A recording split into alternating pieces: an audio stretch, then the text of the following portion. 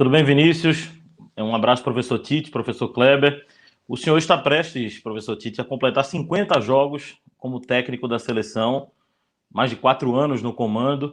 Queria que o senhor, se pudesse, falasse em relação a essa marca. O que a seleção te ensinou nesses 49 jogos até aqui e o que o senhor acrescentou à seleção brasileira nesse período? João Vitor, o que eu acrescentei à seleção brasileira, eu refaço essa pergunta para ti, aí tu tens a condição de dar a resposta. O que a seleção me mostrou é uma adaptação ao técnico de clube e ao técnico de seleção. Os benefícios, se tu escolheres os atletas de alto nível, os melhores do seu país, e tu ter a possibilidade de escolhê-los, de tu ter uma comissão técnica do mais alto nível, com a qualidade de tempo integral durante a semana para essas avaliações, essas comunicações, esses acompanhamentos e evolução.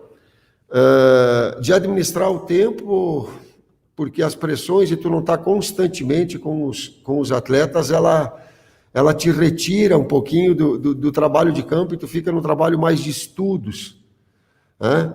E no momento em que tu busca o trabalho no dia a dia, tem que ser muito pontual, tem que ser muito preciso naquilo que tu ataque no treinamento e nas funções dos atletas. Em contrapartida, ela te tira o dia a dia, ela te tira o cheiro do vestiário, por vezes mais, e tu está dizendo assim para mim, 4 anos... E está falando de 50 jogos. 50 jogos no Brasil, eles são 7 meses de trabalho, talvez. Tite, queria te pedir um balanço desse reencontro seu com a seleção, dessa primeira sequência de treinos, partindo da ideia de que tudo foi muito diferente por causa da pandemia. Entrevistas online, máscara o tempo inteiro, sem a presença de jornalistas nos treinamentos, sem folga para os jogadores, e também treinando no Brasil antes de um jogo no Peru, né? O último treino no Brasil antes de um jogo no Peru. Queria que você fizesse um balanço dessa sequência de treinos dentro disso. Já aproveito para te perguntar se você vai confirmar a escalação titular aqui na nossa entrevista. Guilherme, partindo da pergunta, do segundo item de ir para o treinamento no Peru, nós conversamos com o Juninho, nós conversamos com a parte médica, e lembro perfeitamente, estava a doutora Andréa e o doutor Lasmar por telefone. E a pergunta foi, a orientação médica, qual é? E foi nos dada, quanto menos tempo for e não tiver o trabalho técnico-tático lá, é melhor. Digo, então, assim nós vamos fazer. Então, a prioridade, ela é da saúde. Na sequência, o trabalho, na sequência, o futebol. A equipe, nós temos uma série de atletas de alto nível. Eu tenho a equipe já montada, Guilherme, eu não quero falar ela. Os atletas sabem desde ontem, a base dela ela permanece, a estrutura permanece, as ideias permanecem, mas eu não quero municiar também o Gareca, é um momento importante.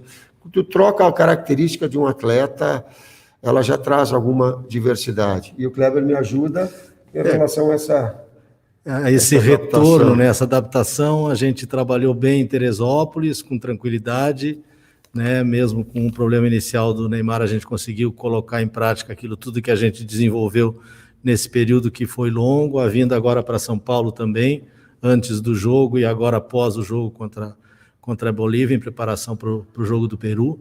Então, conseguimos desenvolver dentro da plenitude e com a dificuldade que a gente esperava ter maior, né, de vir um jogador de cada lugar, com uns começando a trabalhar há pouco tempo, uns voltando de lesão, situações difíceis de poucos treinos, a gente conseguiu equilibrar, que era o nosso principal pensamento, e desenvolvemos bem para o primeiro jogo, e agora temos com todos em condições para o segundo jogo. Tite, ainda em cima dessa tua marca de 50 jogos no comando da seleção brasileira, eu quero te fazer 2 perguntas. Como tu viste, quando tu começaste lá também, numas eliminatórias diante do Equador, aquela expressiva vitória de 3-0, o que tu esperavas no comando da seleção seleção brasileira, não só em termos de resultado, mas em termos de maturação como profissional também, que tu já eras um profissional com uma ótima rodagem em clubes. Como tu hoje, quase 50 jogos depois, avalia essa tua passagem de 4 anos e se tem algum simbolismo especial completar esses 50 jogos diante do Peru, que foi o time sobre o qual o Brasil foi campeão recentemente?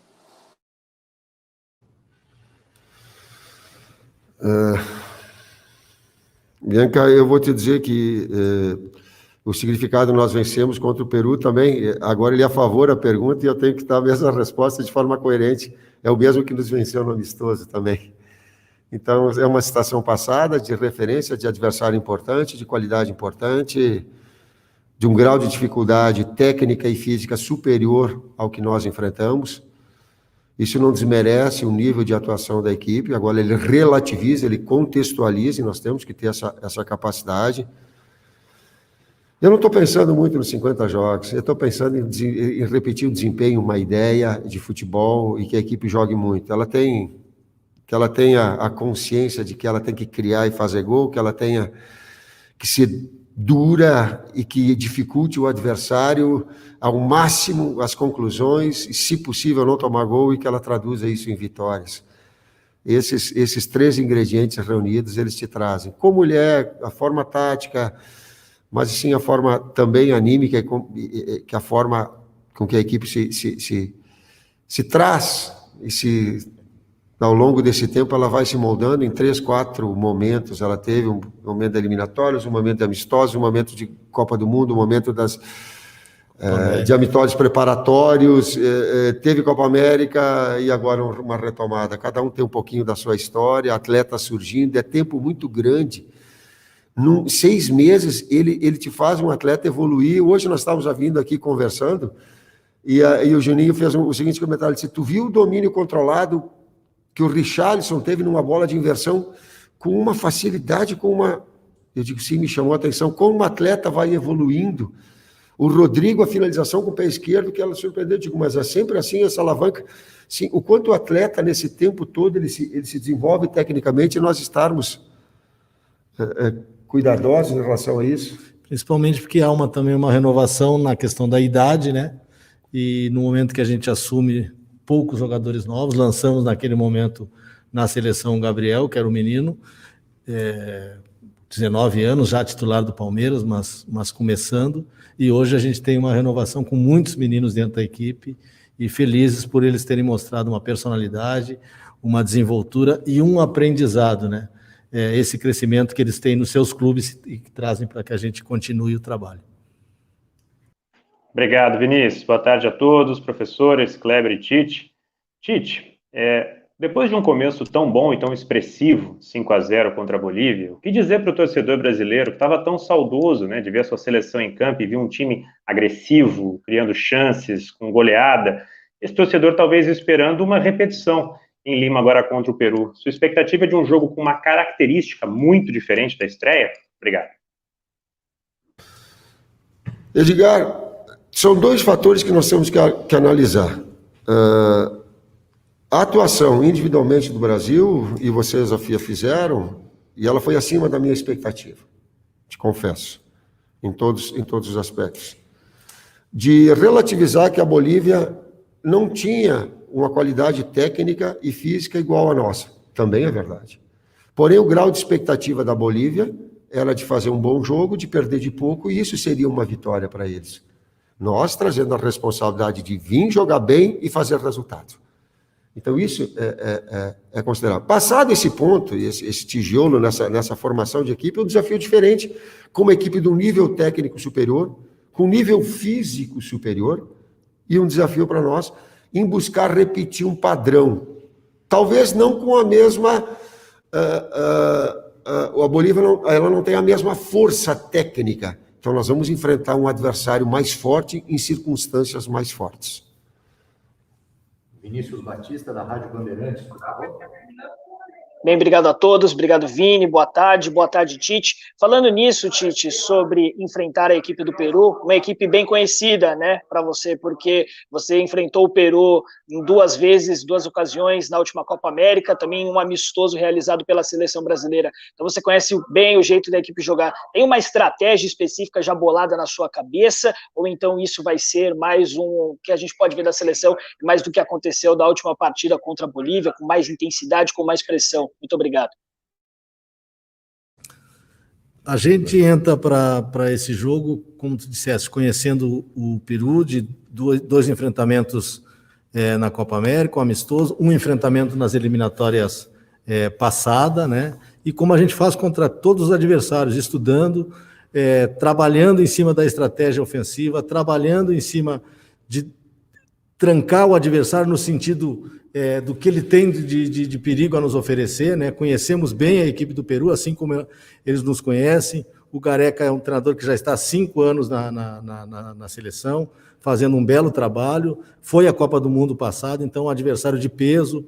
Última vez que a gente esteve lá nas eliminatórias passadas foi um grande jogo, vencemos por 2-0, mas foi um jogo muito difícil. Então a gente está preparado para esse jogo, os trabalhos realizados no Corinthians nos deram essa condição. Vinícius, reitero o que o Kleber colocou, dizendo, nós os conhecemos, porém há um ano de diferença de trabalho que ficou interrompido, e eles nos conhecem da mesma forma, então, essa preparação para esse novo momento. Boa tarde, Tite, boa tarde a todos.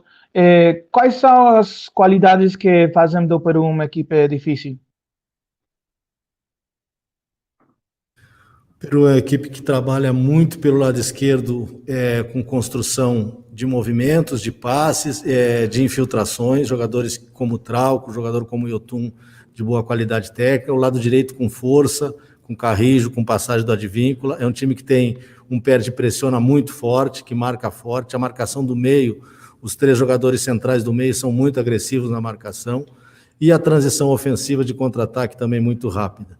Então, uma equipe que é competitiva e com qualidade, visto que eu tinha falado antes de ter participado da Copa do Mundo passado e ter sido ido à final na Copa América. Uns jogos que nós fizemos, Diego, um resultado no primeiro jogo, uma vitória, mas ele foi muito circunstancial em cima de um bom desempenho, mas de ter feito 2 gols logo. E por isso que abriu um placar mais dilatado, porque normalmente nesse nível de jogos não há um placar mais dilatado pela qualidade, inclusive ter chegado na final com méritos. Ela eliminou o Chile na Copa América, que tinha sido bicampeão, né, com um resultado significativo, 3-0, eu acho que foi um 3-0 contra o Chile. Ela eliminou o Uruguai, tradicionalmente. Então ela vem com lastro, ela vem com peso, ela vem com nível de enfrentamento. E vai ser de novo da mesma forma. Boa tarde, Tite, Kleber, tudo bem? Queria perguntar para vocês sobre o Douglas Luiz, porque ele foi o titular do jogo contra a Bolívia, que tinha menos minutos em campo pela seleção brasileira, e foi um dos que mais participaram do jogo. No relatório que eu consultei, pelo menos, ele foi o que mais recebeu passes, o que mais deu passes no time, e ele acabou se mostrando, Tite, um elemento importante no triângulo com o Renan Lodge e o Neymar, que são jogadores que participaram dos gols, que foram decisivos, mas o Douglas, talvez como um intermediário ali entre os dois, foi quem mais recebeu bolas do Renan e quem mais deu passes para o Neymar. Então, te surpreendeu essa desenvoltura dele? Eu queria que você falasse da formação desse triângulo e se a atuação dele, de repente, pode ter influenciado nos seus planos, pensando nos 2 jogos, talvez dele atuar o primeiro e também o segundo jogo, se a performance dele mudou um pouco a sua cabeça em relação a isso. Dois aspectos. Vê como a gente conhece o atleta no convívio do dia a dia e não só jogando. Tu está dando um dado, Alexandre, dizendo assim que ele tinha menos tempo jogado. Porém, os treinamentos nos proporcionam certas... E o acompanhamento deles nas suas equipes nos vão emitindo informações, busca de dados, a conversa com o Paulo, com o Jardine, jogadores que foram e que estiveram com ele em situações importantes, elas emprestam credibilidade, no que eu já agradeço, né? Então, esse acompanhamento que eu me lembro que nós fomos assistir treinamento do Douglas no Girona. Nós fomos assistir treinamento. Então, o acompanhamento dele já veio ao longo do tempo. Então, ele tem a tranquilidade para desenvolver. O desempenho acima da expectativa, sim. E o desafio dele é manter o mesmo padrão. Ele é um jogador que dá uma sustentação, tu falou para o triângulo pelo lado esquerdo, né? O que abastece Neymar, o que dá uma sustentação e que abastece Lodi, e que dá aí um ponto de equilíbrio. Para nossas últimas perguntas, começando com o Rafael Zago, Globoesporte.com. Oi, Tite. Oi, Kleber. Boa tarde. Vou fazer uma para cada um. Para o Tite, nesses dias, um torcedor, acho que não sei se é torcedor, sinceramente, ou funcionário do Corinthians, que trabalhou com vocês, botou uma foto de um treino de bola parada, que todos os jogadores estavam perfeitamente alinhados, e comparou com uma foto desses dias do Lucas Figueiredo também, da mesma maneira. Eu queria te perguntar qual o tamanho da sua fixação com esse treino de bola parada, que quem te acompanha há muito tempo sabe que você sempre trabalha muito isso. E aí, o Kleber, eu queria que ele falasse um pouquinho sobre o Roberto Firmino, que é um cara que tem uma personalidade peculiar, assim, além do estilo de jogo também. Nas entrevistas, às vezes, é muito tímido, muito sorridente, muito simpático, mas eu imagino que internamente seja diferente. Eu queria que falasse um pouquinho sobre esses dois assuntos. Um abraço, obrigado. O Rafael muda um pouquinho, mas vamos colocar em torno assim, de 25% a 30% os gols, eles são um percentual originário de bola parada, se não de forma direta, há um rebote na sequência. O treinamento de bola parada, quando ele é posicional, ele requer um nível de concentração muito alto.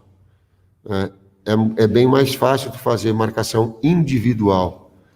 Agora, a marcação individual o adversário ganhou a trajetória da bola, ganhou numa finta, no lance pessoal, tu não tem cobertura. No posicional, tu vai ter sempre um jogador para cobertura. Às vezes um acredita num, outros acreditam no outro. Nessas duas fotos representadas, elas estão aquilo que a gente acredita. Bola parada, uma marcação mista, sim, porque tem alguns que bloqueiam, mas ela é basicamente posicional.